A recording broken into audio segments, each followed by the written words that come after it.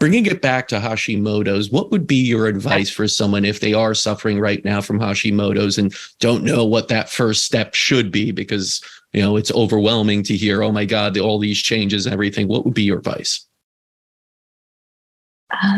Stop eating junk. Start there, right? Start with the diet.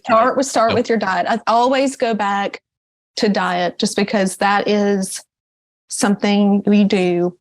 Again, multiple times a day, you're eating breakfast, you're eating lunch, you're eating dinner, you're eating snacks. So being intentional about what you put into your body, that was the biggest game changer, I think, for me. And I've even challenged people that I work with, like, cut out gluten for 7 days, a week, 7 days, and come back and let me know how you feel. I've not had anyone come back and tell me that they don't feel better. Yeah. Like it seems small, but it's huge.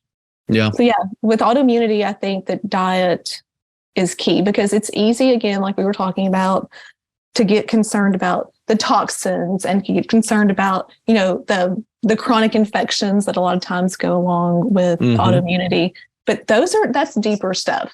Yeah. Like surface level is just control what you're putting into your body. Yeah. And celebrate those big wins, celebrate right? that. Yeah, celebrate those small wins, because it is true. Like after a week, if you feel better, that is a win. Celebrate that and run with it, right? And it doesn't mean that you're perfect. And I mean, a lot of people are not like, I avoid gluten like the plague. I do. Like I have not intentionally had gluten in 8 years. Oh, wow.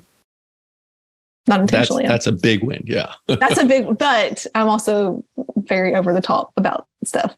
But for most people, they may have an occasional exposure and not being fearful of that, right? Yeah. It's okay. Yeah.